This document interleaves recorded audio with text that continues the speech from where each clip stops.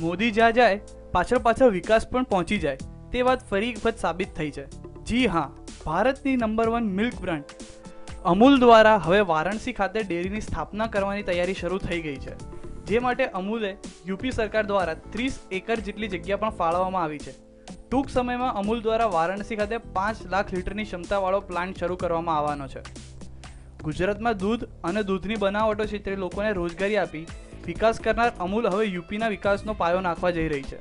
મહત્વની વાત એ છે કે અમૂલને ઘણા સમય પહેલાં જ યુપીની 4 જગ્યા પર ડેરી સ્થાપવા માટે સરકાર દ્વારા જગ્યા ફાળવી દેવાઈ હતી, પરંતુ નરેન્દ્ર મોદી વારાણસી જીત્યા બાદ હવે અમૂલ દ્વારા વારાણસી ખાતે ડેરીની સ્થાપના કરવાનો નિર્ણય લેવાયો છે। અમૂલ દ્વારા યુપીના કાનપુર, લખનઉ, વારાણસી ખાતે ડેરીની સ્થાપના કરવાની જાહેરાત સાથે જ યુપીમાં વિકાસની વાત વેગ પકડ્યો છે। ત્યારે અમૂલ પણ નવા પ્લાન્ટની સ્થાપનાને લઈ ભારે ઉત્સુક હોવાની વાત GCMFના ડિરેક્ટર પરથીભાઈ ભટોળાએ કરી હતી।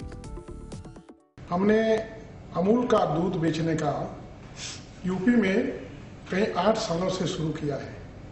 आज हमारा 4 लाख लीटर दूध वहाँ बिक रहा है, लखनऊ, कानपुर, वाराणसी और इलाहाबाद सब मिला के बेच रहे हैं। तो हम कानपुर में भी एक डेयरी लगा रहे हैं, लखनऊ में भी लगा रहे हैं और वाराणसी में भी लगा रहे हैं। इसके लिए हमारे को यूपी सरकार ने तीनों जगह गवर्नमेंट का जगह दिया है। कानपुर में 40 एकड़ दिया है, लखनऊ में 20 एकड़ दिया है और वाराणसी में 30 एकड़ जमीन हमारे को दिया है। तो जहाँ हमारा दूध बिकता है वहाँ हम दूध की सभी प्रोडक्ट बनाने के लिए ये प्लांट लगा रहे हैं। પરથીભાઈ ભટોળનું કહેવું છે કે આજથી 1 વર્ષ પહેલાથી અમૂલ દ્વારા યુપીમાં દૂધની ખરીદી કરવાનું શરૂ દેવાયું હતું, જેના કારણે સ્થાનિક ખેડૂતોને દૂધનો મહત્વનો ભાવ મળવાનો શરૂ થઈ ગયો હતો।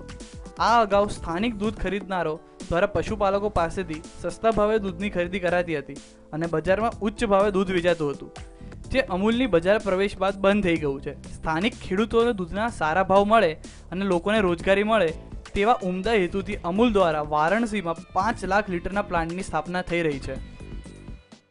एक बात और भी है कि वहाँ ऑर्गेनाइज सेक्टर में ओनली 1% दूध यूपी का जा रहा था।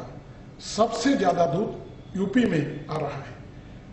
बाकी का दूध प्राइवेट वाले लोग किसानों को लूटते थे, उनको शोषण करते थे।